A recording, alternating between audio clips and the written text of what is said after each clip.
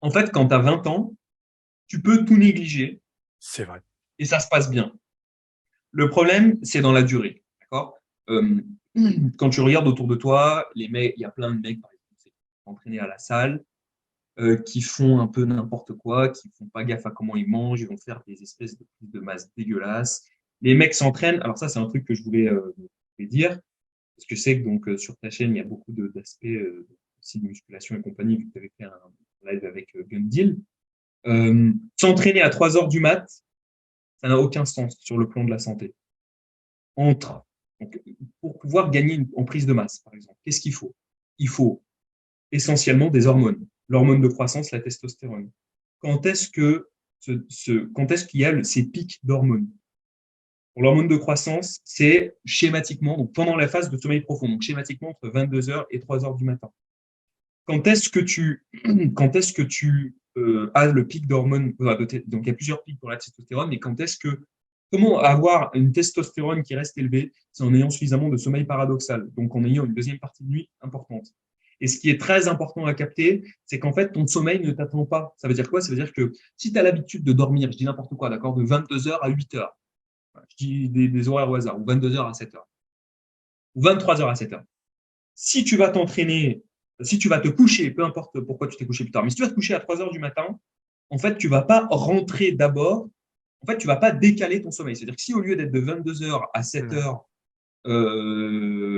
donc ça te fait combien? Ça te fait 9 heures de sommeil et que tu vas faire de 3 heures à midi, ça te fait 9 heures de sommeil. En fait, tes proportions en phase de sommeil n'aura absolument rien à voir. Si tu vas te coucher à 3 heures du matin, ça veut dire que normalement, ton sommeil profond, qui est de 22 heures à 3 heures du matin, et au cours duquel donc, il y a l'hormone de croissance qui va connaître un pic, donc il ne va pas t'attendre. Lorsque tu te couches à 3 heures du matin, tu peux lui dire au revoir, ça ne sert à rien.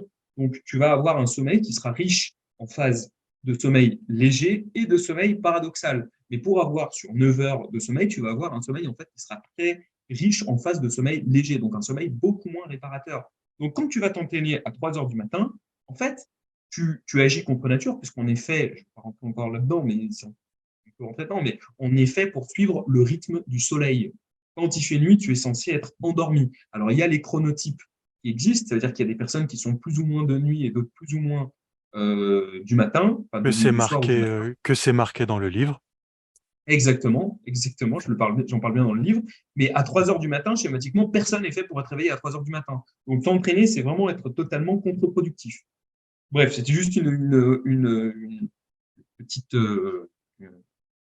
une petite parenthèse. Mais effectivement, en fait, à 20 ans, tu fais à peu près n'importe quoi et grosso modo, ça fonctionne. Ou si tu fais les choses comme il faut, tu peux devenir un titan. Oui, Alors que les choses vont se dégrader petit à petit. Et en fait, c'est ça qui est important à comprendre, comme pour la nutrition. Tu vois, beaucoup de parallèles avec la nutrition, tu as compris, j'adore ça. Quand tu as entre 20 et 30 ans, si tu manges n'importe quoi, il n'y a pas forcément trop de répercussions. ça Pour être passe. plus clair, la majorité des gens entre 20 et 30 ans sont minces, alors que la majorité des gens au-delà de 50 ans sont en surpoids. Tu vois, parce qu'au fur et à mesure des années, ça se dégrade. Et c'est pas à 50 ans que tu te réveilles et que d'un seul coup, tu apprends à bien manger. En général, ça se passe pas bien. Tu finis par faire des régimes yo-yo, ça devient n'importe quoi, tu finis ta vie aussi, enfin, tu finis ta vie obèse, quoi. Et ben pour le sommeil, c'est pareil. Le sommeil se dégrade avec le temps. Donc ça veut dire que quand tu as 20 ans, 30 ans, en fait, tu t'en fous, tu te dis bah, je m'en fous d'hygiène de sommeil parce que je, je Ça dors passe. bien. Mais le problème, c'est que passé 50 ans, il y a des risques pour que tu dormes de moins en moins bien, d'accord? Notamment par le fait que la proportion en sommeil profond diminue avec l'âge.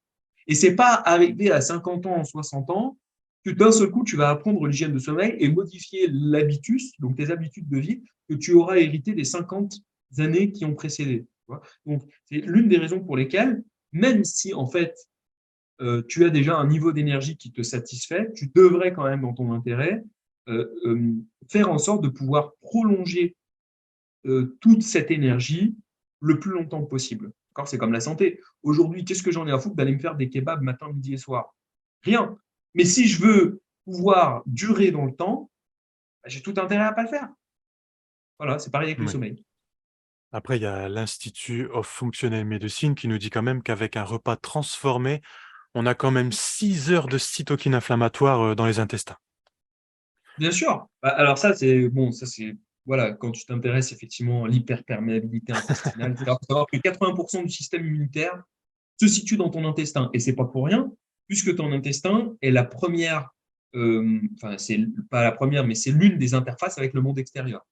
C'est-à-dire tout ce que tu manges. Tout ce que tu manges, ça fait partie du monde extérieur, ça fait partie donc de cette interface et ton intestin est tapissé du système immunitaire. Voilà. Moi, Quand tu ne manges personnellement, pas forcément, tu induis des phénomènes moi, inflammatoires. oui.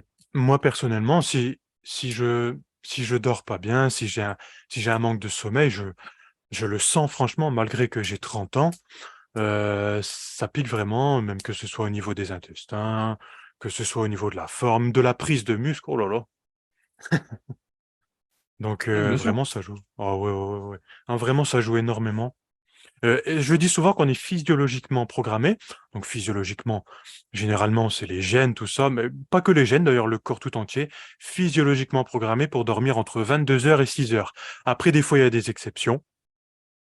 Mais est-ce qu'on est physiologiquement programmé pour dormir entre 22 heures et 6 heures pour avoir une vision un peu de base pour notre communauté qui nous écoute? Est-ce que c'est ça? Alors bah, là, en fait, donc, il y a des chronotypes. Encore une fois, le chronotype, c'est quels sont. Enfin, déjà, le chronotype est induit génétiquement, mais tu peux plus ou moins le modifier dans une certaine mesure par l'hygiène de sommeil, justement. Le chronotype, c'est quoi? C'est quels sont les horaires de coucher et de lever préférentiels. Si tu es plutôt du soir ou plutôt du matin. Et là, tu vas avoir plein de mecs qui vont arriver et te dire, moi, en fait, je suis du soir. En fait, tu n'es pas du soir. C'est que tu as une ampoule énorme au-dessus de ta tête, tu es en train de regarder les écrans, tu n'as pas fait ta routine du soir justement pour pouvoir te libérer un petit peu de toute la journée qui a précédé. Et donc, tu es maintenu, entre guillemets, artificiellement en état d'éveil par la technologie. Mais en vérité, si je t'enlève tout ça, si je te plonge dans le noir, bah, subitement, tu seras plus autant du soir que ce que tu pensais l'être. Mais bon, donc il y a les chronotypes du matin, les chronotypes du soir, et entre, tu vas avoir les chronotypes, on dit intermédiaires. Ça veut dire ceux qui sont pas vraiment du matin, pas vraiment du soir, et schématiquement, c'est ceux qui ont effectivement besoin de se coucher entre 22 et 23 heures pour se lever entre 7 et 8 heures, disons, schématiquement. Sachant que le chronotype du matin, il aura plutôt tendance à se coucher plus tôt que ça et se lever plus tôt que ça. Petite ouverture pour le développement personnel qui te dit surtout lève-toi à 5 heures du matin pour pouvoir réussir ta vie. Effectivement, alors je comprends la logique, hein, effectivement. Moi, j'ai Ouais. un chronotype plutôt du matin. Le matin, c'est un moment privilégié de Ah concentration ouais. où tu as normalement une bonne Ah nuit ouais. qui a précédé, qui te permet d'avoir beaucoup d'énergie, etc., etc. Sauf que si tu es un chronotype intermédiaire ou un chronotype du soir, si d'un seul coup tu veux te lever à 5 heures du matin, tu ne seras pas du tout efficace et tu seras même totalement contre-productif. Donc, il est important de suivre son chronotype.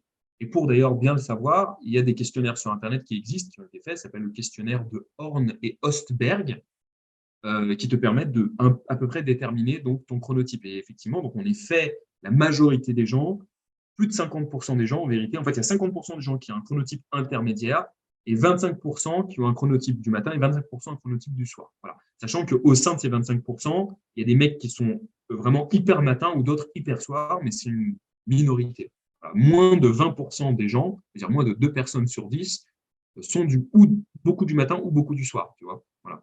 Quand on enlève les situations, comme j'ai dit, où tu es maintenu, entre guillemets, artificiellement en état d'éveil. D'accord, d'accord.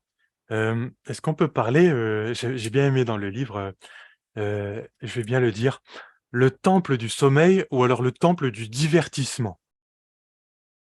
Ouais. Est-ce que ça te dit quelque chose? Enfin, en même temps, moi, j'ai rajouté le temple du divertissement ou alors il est marqué dans le livre, je sais plus. Mais qu'est-ce Non, que non, ça non, veut ça dire? c'est ton ajout, mais il est très pertinent. En fait, effectivement, donc moi j'appelle le temple du sommeil, c'est-à-dire la chambre à coucher, qui doit respecter un certain nombre de règles pour être propice au sommeil, notamment par les différentes activités qu'on va pratiquer dans la chambre. En gros, la chambre, c'est fait pour un truc, dormir. Et on va se permettre une deuxième activité, les rapports sexuels. Tout ce qui est en plus de ça n'a rien à faire dans la chambre. Travailler, jouer, se disputer, tout ce que tu peux imaginer. Lire même, alors là, c'est entre guillemets, vraiment les médecins du sommeil, les extrémistes du sommeil, entre guillemets, qui vont dire que même lire, tu vois. Moi, j'aime bien lire dans mon lit avant de dormir ou le matin ou ce genre de choses. Bon, j'y dors, mais à coup pas. Mais en fait, ça me dérange pas. Bref, pourquoi? Parce que le cerveau fait des associations entre ce que tu fais et l'endroit où tu le fais. Donc, c'est la raison pour laquelle, si je te demande de dormir au milieu de ta cuisine, en fait, ce sera beaucoup plus compliqué. On débranche tous les appareils, d'accord? Il n'y a pas le bruit du frigo, le clignotement de ceci ou de cela. Donc, tu débranches tout. Tu dors dans ta cuisine, ben, je peux t'assurer qu'en termes de phase de sommeil, tu dormiras beaucoup moins bien dans ta cuisine, dans ta chambre, parce que ton cerveau fait le lien entre le fait de cuisiner la cuisine, le fait de me faire manger, et le fait de dormir et la chambre à coucher.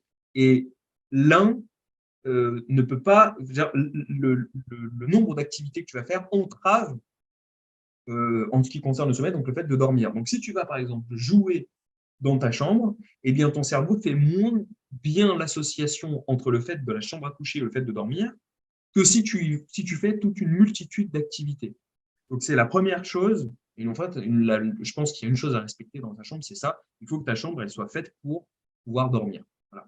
Évidemment, je parle d'un point de vue purement théorique. En pragmatique, nous, le monde n'a pas la chance d'avoir plein de pièces à disposition pour pouvoir mettre son bureau, etc. Et tu es obligé de faire des concessions. Bon, de toute manière, tu es obligé de faire des concessions. Et c'est autre chose que je voulais dire. Dans mon livre du sommeil,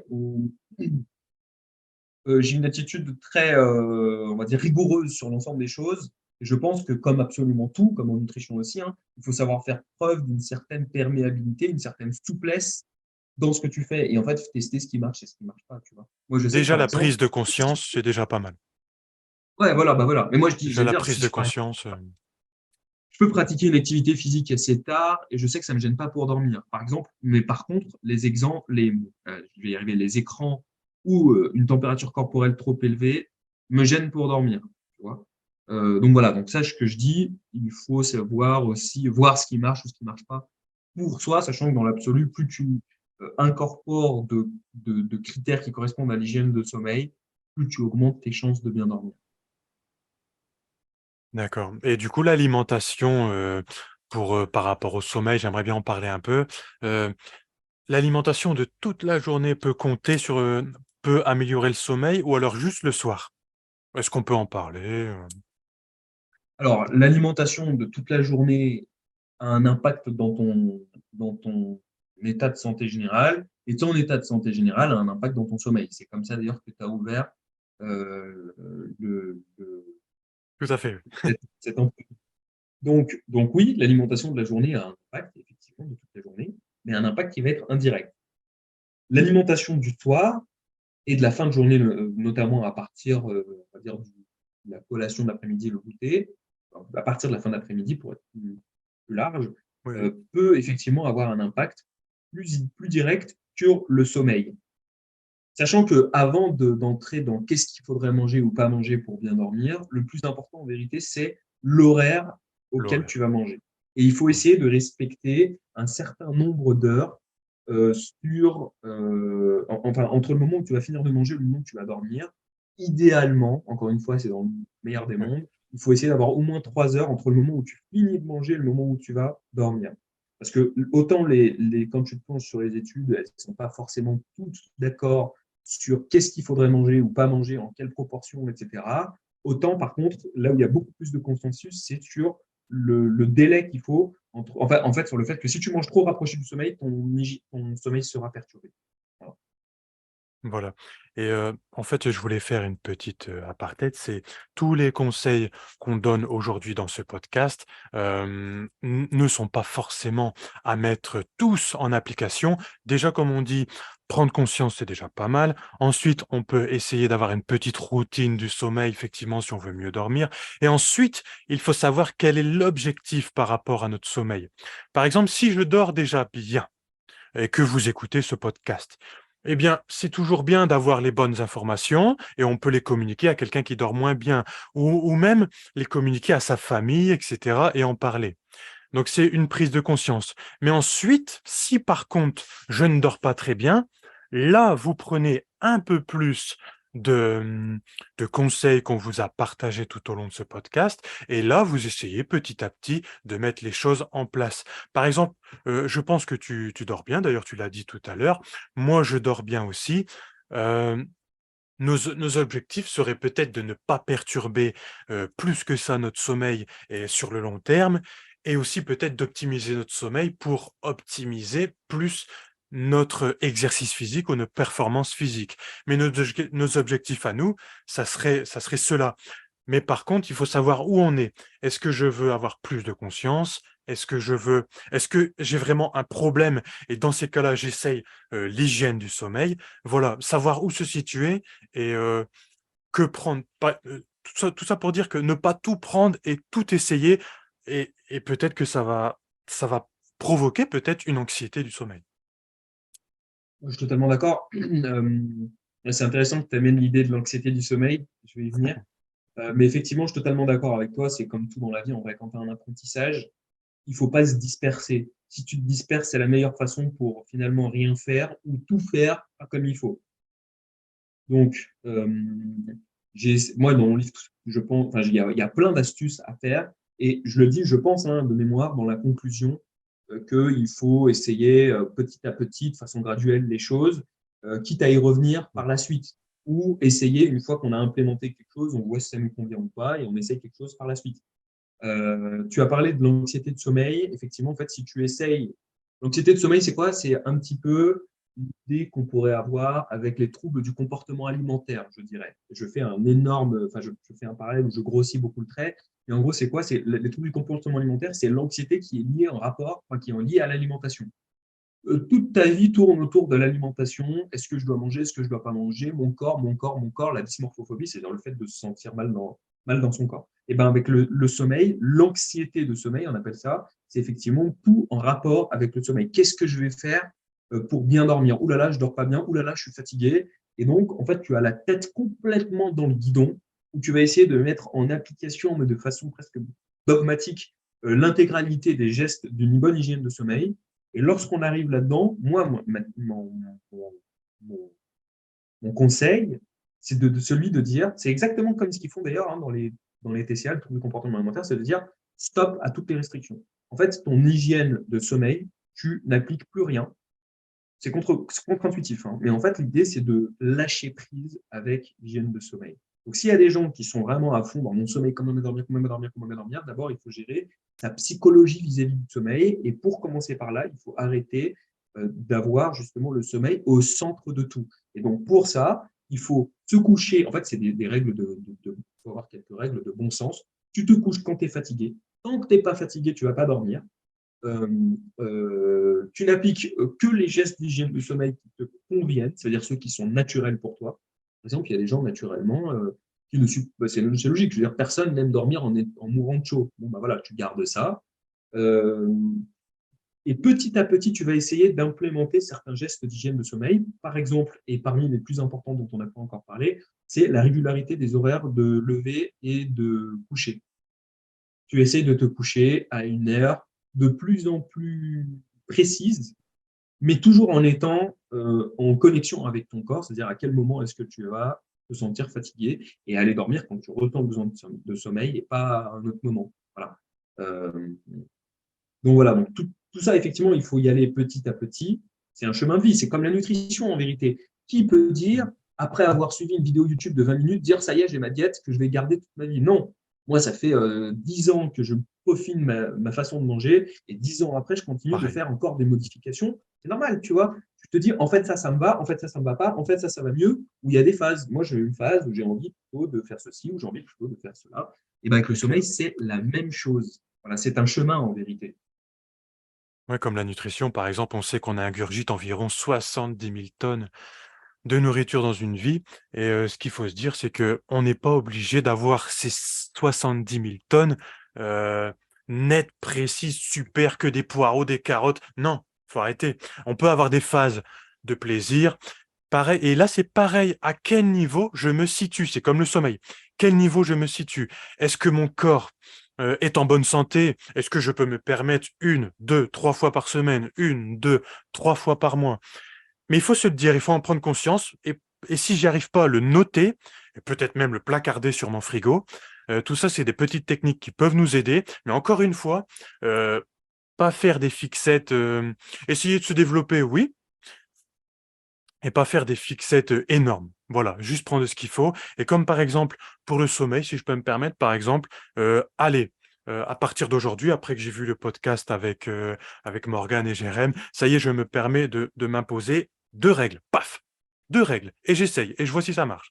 Pas tout prendre, par exemple, 6 règles et puis essayer une à gauche, une à droite, une demain, après-demain, et au final, je crée peut-être une anxiété du sommeil. Non. Ça y est, à partir d'aujourd'hui, 2 règles. Paf! J'essaye d'aller dormir à une bonne heure tous les jours. Paf! Et j'essaie de me refroidir un peu le corps le soir pour que ça me fasse du bien. Paf! C'est tout, point barre. Tout à Donc fait voilà. d'accord. Tout à fait d'accord. Et il y a des règles en vrai qui sont en vérité très simples à mettre en œuvre et qui contribuent grandement à l'hygiène de sommeil. Je parlais tout à l'heure, par exemple, de l'installation d'un filtre à lumière bleue. Tu prends un filtre à lumière bleue, j'explique les plus connus dans mon livre. Donc, moi, j'ai un Android, j'utilise Twilight. Sur Apple, je crois que tu peux utiliser, alors, je ne sais pas si ça se prononce Flux, j'en sais rien. Flux, peut-être parce que le luxe, c'est en rapport avec la quantité, enfin la lumière.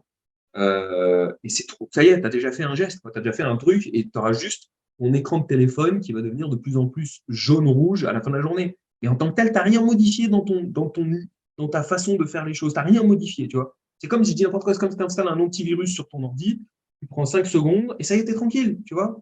Voilà. Et ben c'est pareil. Il y Oui. a plein de choses en vérité qui peuvent être comme ça. Tu vas à ton magasin, j'explique quelles sont les ampoules à utiliser. Tu vas à Leroy Merlin, tu vas à Casto, tu vas changer tes ampoules. Et c'est fini, tu vois, c'est fini. Déjà, tu as rendu service à ton sommeil. C'est même pas des choses qui demandent une régularité, une discipline. Voilà. Et il y a un certain nombre de choses comme ça que tu peux faire. D'accord. Et si je peux me permettre, si on peut faire un exercice un peu plus ludique pour le lâcher prise, est-ce que tu veux bien t'y accorder? Ouais, bien sûr. Je suis joueur, moi, hein. Et donc, du coup, attends, j'enlève le. Hop, j'arrive du mal. Et donc, du coup, on va prendre notre poing et on va le serrer un petit peu. Tac. Voilà. C'est pour expliquer le lâcher prise. Donc voilà, et on va le visualiser, enfin, on va le regarder, ce point. Et pour vous, derrière l'écran, on peut essayer aussi. Et on va essayer de le serrer encore un peu plus fort. Et on va essayer encore de le serrer encore plus fort. On se concentre, hein, et on le serre encore plus fort. Et encore plus fort. Et encore plus fort. Et là, on relâche. Et là, il y a des gens qui n'arrivent pas à s'endormir le soir parce qu'ils sont dans l'état du poing serré à fond, heu, au niveau de la complexité neurologique, au niveau des pensées qui n'arrivent pas à lâcher prise, et ça, c'est un bon exercice pour voir le lâcher prise. Donc on peut voir que, le lâcher prise, l'entraînement pendant la journée, à lâcher ce poing, ça peut faire du bien et ça sera beaucoup plus facile le soir de desserrer le poing, donc desserrer un peu, heu la complexité de nos pensées et cetera, quoi. En gros, c'est ça. Ouais, ouais, non, mais c'est un exercice très intéressant. Alors, il y a un nom à cette technique, je l'ai mis dans mon livre, mais le nom m'a échappé transitoirement. Heu, Effectivement, c'est le fait de contracter un muscle le plus fort que tu peux pendant une ah, certaine durée. la méthode Pas vomir. Jacobson. Comment? La méthode Jacobson ou Jackson. Hobson. Attends, je vais vérifier. C'est Jacobson, je Mais en crois, fait, ça permet de. Ouais, c'est peut-être ça, hein, je pense que t'as raison. et c'est mêlé à la respiration, il me semble. Bah, en fait, bon, pas grave. Tu peux mélanger le tout. Et moi, d'ailleurs, c'est ce que j'explique je crois, hein, la- j'explique dans le livre, j'explique effectivement ma routine un petit peu pour m'endormir. Euh, et ça en fait partie. Donc, la meilleure façon de détendre un muscle, c'est de le contracter à fond au début. Tout comme, tu sais, tu as le réflexe myostatique qui fait que quand tu vas trop étirer un muscle d'un seul coup, bah, pour protéger, il va le contracter. Bah, là, c'est un peu la même chose. Et c'est Bah, sur ça pour que moi, s'appuie c'est, cette technique et ça te permet de détendre tous les points de tension qu'ils vont avoir dans ton corps. ouais, et bah, pour moi, c'est bel et bien la méthode Jacobson que j'ai notée. De Ouais, toute c'était. façon de toute façon, les gens peuvent la retrouver dans le livre si bien sûr ils souhaitent, Ouais. acquérir le livre. Mais moi, c'est une méthode, bon, après j'ai pas beaucoup pratiqué, mais j'avoue que sur moi, je sais Je pas si sur confirme toi pas. elle fonctionne, sur toi elle fonctionne celle-ci? Jacobson? Oui, Alors, pareil, hein, ça demande un entraînement. D'ailleurs, alors dans le d'accord. livre, je l'ai vraiment simplifié, mais normalement, Jacobson, c'est un enchaînement, si je dis pas de bêtises, en 6 semaines, où tu vas te concentrer petit à petit sur un certain nombre de choses. D'abord, tu vas ressentir, par exemple, le chaud, le froid dans tes pieds. Tu fais ces techniques de balayage corporel. Et en fait, tu vas t'entraîner de plus en plus enfin, c'est un chemin quoi, qui se fait en 6 semaines. Tu ressens le chaud, le froid, tu ressens les points de tension avec le balayage corporel. Et au terme de ça, tu contractes tes muscles. Donc moi, j'ai l'habitude enfin, j'ai fait beaucoup de techniques j'ai une longue expérience de plusieurs années en méditation, et notamment avec les balayages corporels. Donc j'ai effectivement testé ça. Super. Et ça demande de l'entraînement. C'est-à-dire que si tu le fais là d'un seul coup, tu l'as jamais fait avant, tu vas pas forcément sentir que ça marche. Et des fois, il faut le répéter. C'est-à-dire la technique du point que tu as faite. Si tu sens pas que c'est complètement détendu, tu peux le répéter une fois, deux fois, trois fois. Et normalement, au bout d'un moment, tu sens que tu es détendu. Voilà. Oui, peut-être que j'ai pas pratiqué assez la méthode Jacobson. Par contre, la méthode, ouf, c'est imprononçable, c'est Schulz, c'est ça? Schulz, Ouais. Schulz. J'adore. Ça, par contre, je la fais tous les soirs. C'est la visualisation ou est-ce que tu visualises comme quoi tu t'enfonces dans le matelas, c'est ça? Ouais, c'est pareil. D'ailleurs, je pense que j'ai mangé les deux. Je pense que ce que je viens de dire en 6 semaines, c'est peut-être le Schultz. J'ai un doute. Parce que tu sais, je lis dans les livres, après je retiens, j'écrème tout.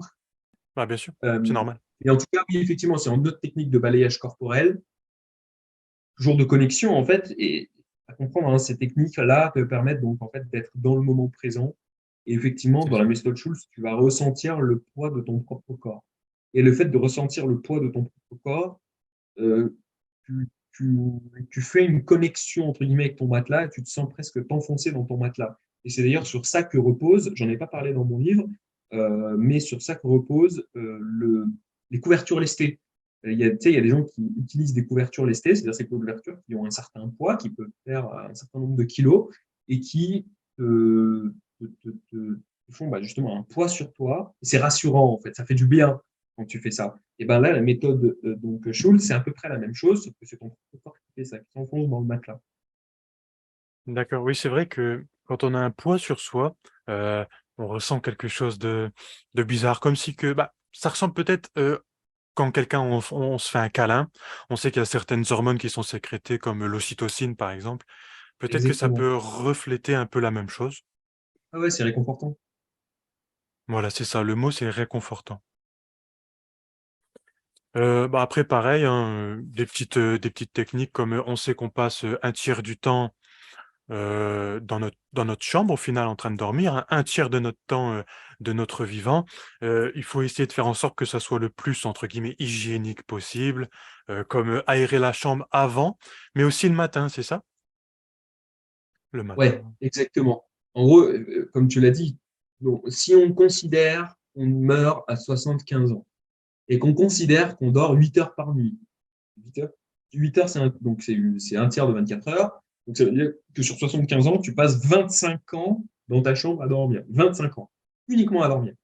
Bah, ça vaut peut-être le coup de réfléchir à la qualité de l'air que tu respires. Au même titre que si je te dis que si tu vas respirer dans un pot d'échappement, au bout d'un moment, ce n'est pas forcément une bonne idée.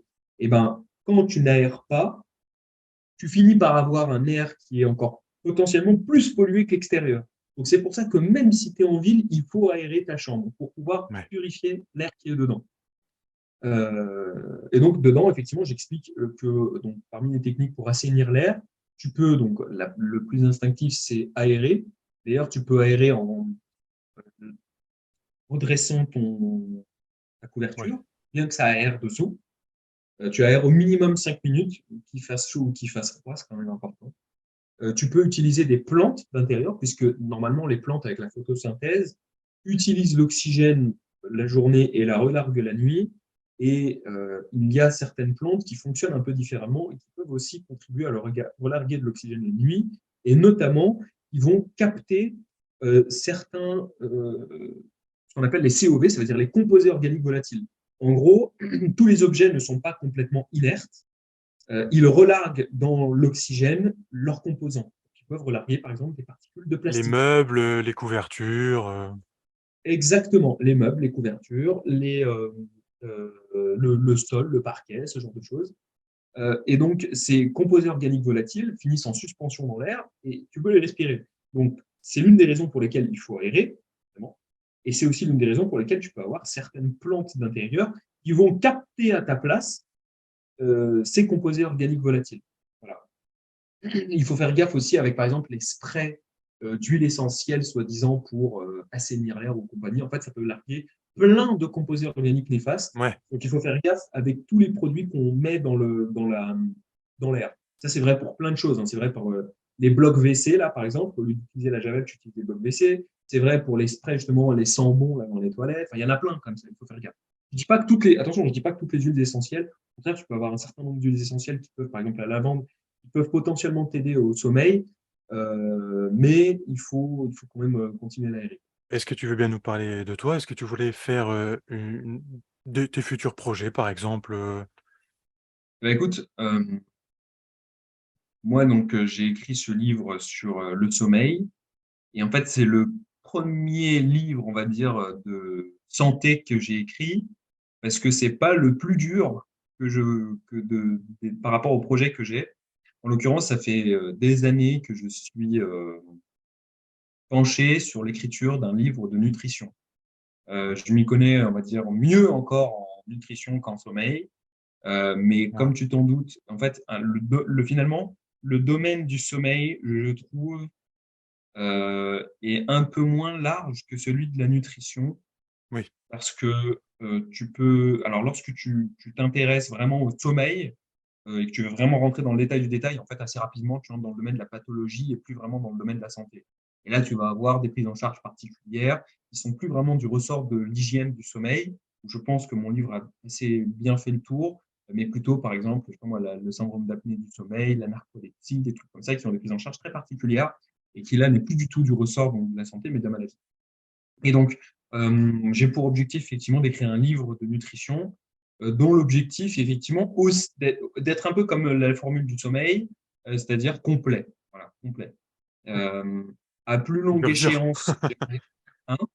Ah, la nutrition, c'est dur, hein. C'est Ouais, ouais, ouais, bah, là, la formule du sommeil, il fait 250 pages. Le livre de nutrition en fera forcément plus que ça. Je pense qu'il fera 300 ou 400 pages. Pas possible de faire moins si tu veux être complet.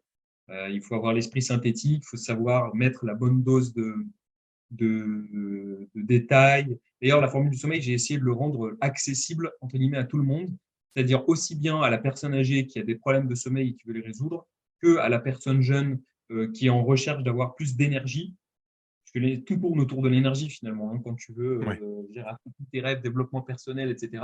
À partir du moment où tu n'as pas d'énergie, tu peux rien faire. C'est comme avec la santé. À partir du moment où tu n'as plus de santé, l'aspect numéro un de la maladie, c'est de plus avoir d'énergie comme tu en avais quand tu étais en bonne santé.